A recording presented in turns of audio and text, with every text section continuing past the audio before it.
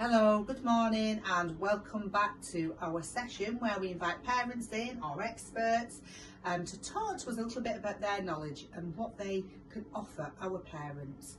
So we've brought in today this wonderful lady who's going to talk to us about food, diet, fussy eating, allergies and all the things that probably send us into a spiral as a parent and as a nursery owner and people working in this industry.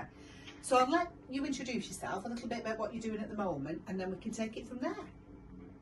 Perfect. So hi, I'm Olivia Darby. I'm a student dietitian and dietetic apprentice. So I've been working with the children's dietitians in Bolton for about 8 years now as an assistant practitioner. But I had a big role in the fussy eating kind of side of children's dietitians and the service that we offer. So that's one of my key areas that I've been working in since the past 4 years. And a key area now, I'm learning to be a dietitian and I'm at university. A key area that I would really like to strengthen my knowledge and also pass on key information to parents and also staff. Oh, that's brilliant. So what made you think about going into this role? So I was an assistant practitioner for 8 years. Like I said, the 4 years I've worked in fussy eating, I found that it's a massive area, and actually the research shows as the years go by, more children are becoming more fussy.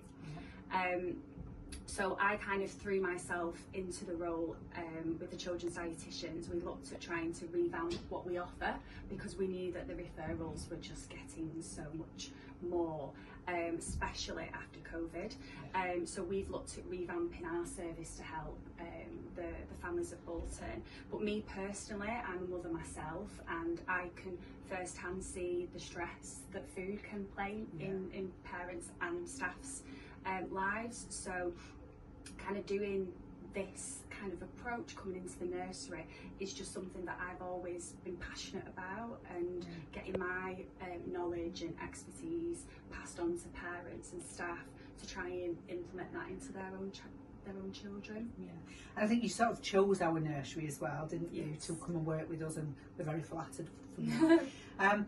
So sort of when you sort of look at diet and when you're looking at children and food, what are the sort of main things that parents need to be doing in terms of supporting their children? Because we do find parents coming in saying, my child won't eat this, they won't eat that, and you know, it is hard for us because we try and encourage the same sort of food intake for all the children unless there are serious allergies, or you know, we have to vegetarian or gluten free. That is something we would cater for. But what are you sort of seeing? What sort of kind of foods are children avoiding? Or when you talk about fussy eating, what does that mean? So what we normally find is that it's usually from the ages of 1 to 4. And this is like the key area where children will start to show those kind of fussy eating traits. You might see it in older children, but usually 1 to 4 is that key age group. And it's usually around foods that they've probably eaten previously, so a lot of home cooked foods, like meals such as things like spaghetti bolognese, shepherd's pies, things like that. And then all of a sudden they start rejecting those types of foods, and they'll tend to go for the beige kind of bland foods, which sometimes come in packets, or also things that don't necessarily change in appearance. So things like potato waffles and pizzas and chicken nuggets, because they always present the same. Well, they always change. Yes. With the manufacturing standards. Yes, exactly. So whereas a spaghetti bolognese, when you cook it, it's always different, even if you followed a recipe. So a lot of children start to pick up on their senses as well. So sometimes they might not like the sensory aspect of certain food, so it might be the look of the food, the smell of the food, the touch of the food, and it comes with their development as well. They get older, they understand that actually they don't have to eat that meal that you've given them, whereas potentially when they were below 12 months they were very excited to have any food put in front of them. So sometimes it's a bit of them developing, but also that their taste buds and their sensory aspects do change as well. Yeah, I mean, when we talk about sort of that typical beige foods and things like that, there is obviously a correlation with children who have got autistic tendencies or ADHD, who actually become very sensory aware as they develop. and actually go with what I would call their safe foods. And as you said, you know, I know that potato waffle is square, there's so many squares in it, I can rely on that. A pizza's the same shape. Mash, where it might have a texture, but actually it looks the same. And not having food touching. So we have seen a huge increase in that in children. So do you feel that is part of sensory and that development and processing? And is that something that can be taught out of children? No, really good question. With the whole sensory aspect, it can be changed, but it's very difficult, and that's where a lot of parents struggle with that difficulty of changing that child's perception of that food. So specifically with beige, they always tend to go for those beige colours of foods because they always don't necessarily have that taste. They're normally quite bland in taste. So if you try and introduce quite a tasty food or product, they might think that's completely out of the norm, so I'm not even going to, so they'll probably spit it out or they might throw it away. So it does take time, and what we suggest is usually like a 6-stage approach with that sensory, sensory aspect of trying to change that that approach to that food. Yeah, I mean, one of the things we've done when we've looked at sort of fussy eating and we've worked with like the local authority, you know, we've shown our staff, or by blindfolding them and letting them taste and feel different foods to sort of see how we do eat visually. Yes. And I think that's a big thing for children. They'll look at it and go, I don't want that, I can't eat that, before they've even tried it and sampled it. So for us, it's really important that we will say to our parents when they come in and say the children won't eat that, we will say, well, can we keep trying that? Yes. Even if it's in a side plate, you know, alongside what they're eating, we will always try and introduce what we would call that sort of main menu that all the other children are accessing, because we don't want to encourage that restriction. So is that something that you would similarly say the same thing? 100%. So it takes about 15 to 20 times to try food for your brain to correlate whether or not you like that food. So if you present some food to a child and they reject it, that's not them rejecting it forever.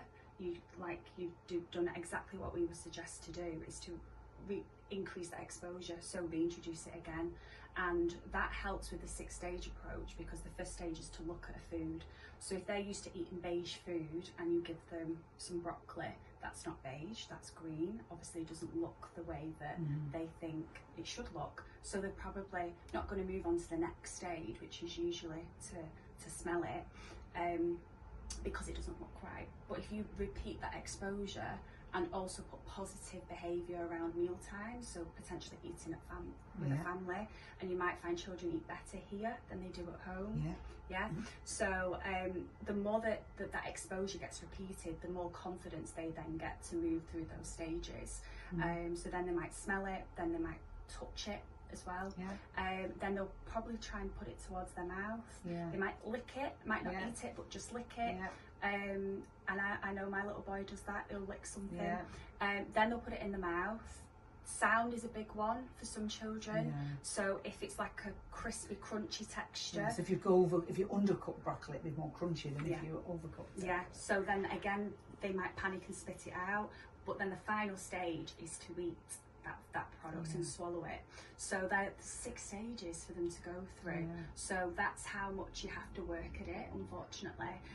But the more you do it, the more they'll get used to seeing that food and having that confidence. And I think that's sort of, we get parents will say, well, they do eat in nursery, and this is what they've accessed, and we don't believe you. We don't believe you because they don't do that at home. And that's really hard for us, because we're not going to lie. But what we do find is when other children are eating the same thing, they're less likely to fear that, and it becomes normalised.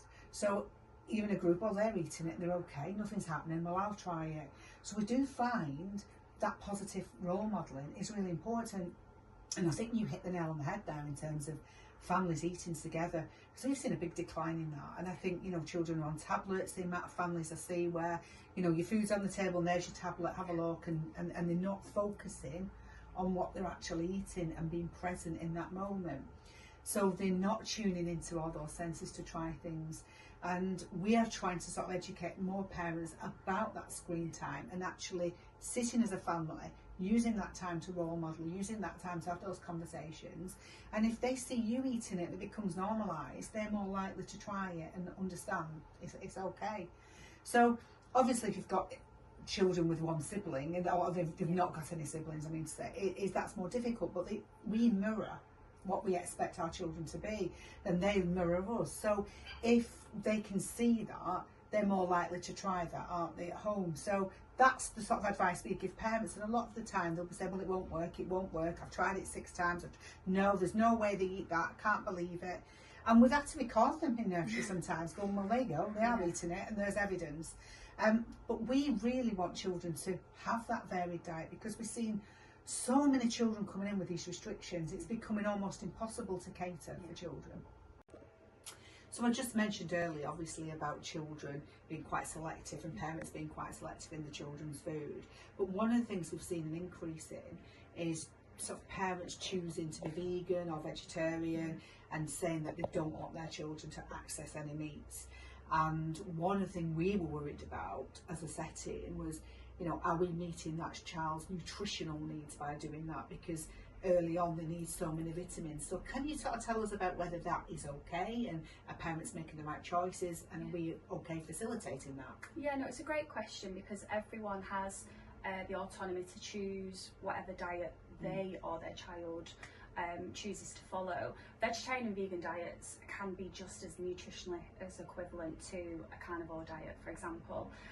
However, what happens sometimes if you take things out of a diet, are you necessarily replacing them with nutritionally equal kind of products? So from a nutritional point of view, what we're concerned is their iron intake, because a lot of red meat, chicken, fish, etc., which are naturally high in iron, gets taken out of the diet, and they can be replaced with things like beans, pulses, lentils, etc. But they're not as readily absorbed into the body as animal-based products. So it's just making sure that they're not taking things out and not replacing them. Also making sure that their dairy-free products are fortified as well. Okay. So making sure that their milks, yogurts, and kind of there's lots of, the good thing with veganism now and vegetarian is that there's so much more readily available products out there, but we just need to make sure that they're fortified. So making sure they're fortified with calcium, iodine, specifically the milks as well, because what we don't want them to have is nutritional deficiencies. B12 as well is a good one that they need to kind of consider, so getting fortified spreads, fortified cereals as well. So even just having a bowl of fortified cereal with some fortified soy milk or oat milk is a great start to the day. If they are concerned, for example, they're looking very pale, eyes are quite sunken, they can always go to the GP, request any bloods. But from a setting point of view, as long as you're kind of like replacing the meats with some good sources of... So if they're doing a lot of that at home, yes, you know, we'd want them to be making sure that that balance is at home, and we can do what we can do in terms of producing that. So not all these sort of responsibilities on us as a setting, and I think that's quite hard, because if they only come 2 or 3 days a week, we can't be responsible for making sure that nutritional value is there. We can only put towards it, can't we? So absolutely. What you don't want is for one setting to be outshining the other, and then there's going to be an imbalance, isn't there? But yeah, no, vegan vegetarian diets can be very nutritionally balanced. It's just making sure that they're replacing things how they should be. The other big question I've got, and aren't we seeing more and more children with these intolerances and allergies, and often parents will come and say, look, I don't want my child to have cheese or milk because I've got an allergy, so I don't want my child to have it. And so we will avoid that. Or they may say, I don't want them to have it because I think they might have an allergy. And that's very difficult with us, because obviously we have to have medical evidence to support that child's sort of health and well-being. What advice would you give to settings in relation to that, or even parents? So from a parent point of view, if you've got any concerns that you're thinking they're reacting to certain foods, the best piece of advice initially is to keep a food and symptom diary. So you might find that actually you think it might be one thing, but actually when you write it down on paper it might correlate to maybe something else, and you might actually find that potentially there is no pattern, there are no symptoms. Another good piece of advice is, depending on your child's age, is to reach out to your health visitor or book an appointment at the GP and see what they can explore in regards to any potential allergies. From a setting point of view, I think you do kind of need that medical confirmation that they have a confirmed allergy, because you don't want to put the child in any danger as well as your staff. So you want to make sure that the staff are confident in what they're giving the children. But yeah, I do think you need some form of clarification to kind of support that as well. Yeah. And that's quite easy for them to get, to go to the GP, isn't it, and get a letter, or you know, even hospital notes, anything, even if they're under investigation, we can collect all that information. It creates a clear picture then. And usually if they're under a dietitian, even if they're going through that process, like you say, if they're still a bit unsure of where these allergies or these intolerances are coming from, they're moving through the motions, aren't they? So hopefully they'll get answers at the end of the day. Oh, that's brilliant. So we've got lots of information from you today, and the idea is sort of to bring you in, to give that information to parents and for people who are working with children, to sort of really clarify points for us. But I'd really like you to end for us for today with maybe 5 top tips that you could perhaps give to parents on supporting maybe those children that are struggling with food. Yeah, no, absolutely. So I think the first top tip, we've spoke about it before, is positive role modelling. So whether or not that's being at home with a family, and I'm not saying every night because we don't all eat together every night, but even if it's once a week, just getting sat down and all eating as a family and building those relationships. I think you do a great job here. You already instill that they obviously sit down and eat together and with their peers, so that's going to have a positive impact on their day-to-day diet.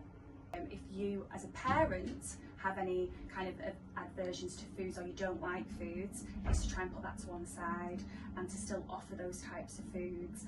Even if that's difficult for you to kind of cook or have those smells or tastes around, you're then going to pass that on to your child, and they're going to pick up on that because they look at you as a role model, don't they? Yeah. And then tip 3 would be to try and avoid distractions as much as possible. So that means, unfortunately, trying to put the iPad away to one side. I know sometimes they are there to save the day, but if your child has it at every meal time, they're not really taking in the meal, they're not looking and feeling the senses of the foods. As well, it's distraction, so they'll probably be sat there eating the meal and not even realising what they were having. So that's a really important one, to just try and minimise screen time and distractions as much as possible. Yeah, I completely agree with that one. Number 4, so top tip number 4 would be repeated food exposure. So just to keep trying different foods.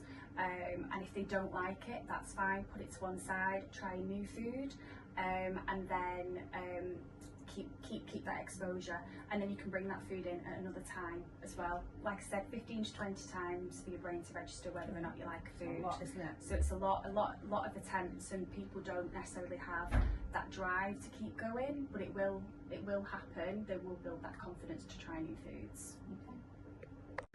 And my last tip, so top tip number 5, would be if you are concerned that there are any potential intolerances or allergies, is to probably keep a food and symptom diary. So write things down, and hopefully you might see a bit of correlation. Also reaching out to your health visitor, make an appointment with the GP if you've got any real concerns about some allergies, because they're your main point of contact. Okay. So thank you very much for coming in today and sharing that information with us, because I think parents are going to walk away from this and think, actually, I am empowered. You know, I can take charge of what's going on. I can support my child through different food choices, and ultimately promote and develop a healthy child. And I think sort of the things we do in settings is we would create lots of sensory experiences, and children that might be avoiding certain foods, we would do baked bean play, spaghetti play, get different vegetables out in the home corner, you know, let children sort of feel, like you're saying, the smelling, the touch, the taste, let them feel safe by exploring those foods in different ways rather than just be to sit and eat them. And I think those are the sort of things we would do over and over again.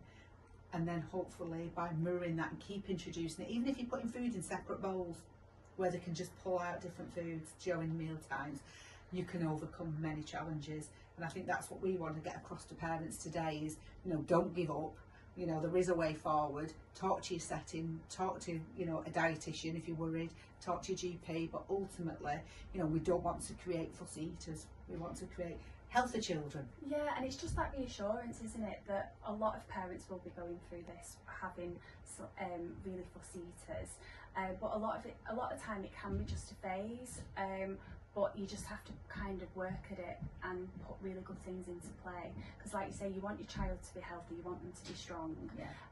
So sometimes you just have to, it's difficult, but you just have to go with it. I think if you are concerned that they're potentially losing weight, then that's where you can look at taking them to the GP. But a lot of the time, they're eating good things. It's just that they're potentially not eating the right things, and that's where we have to increase that food exposure. And the messy play is fantastic because that also gets them used to all those different sensory aspects of food. That's brilliant. Well, thank you very much for coming and talking to us. You've been absolutely amazing. No, thank you so much for having me. No problem.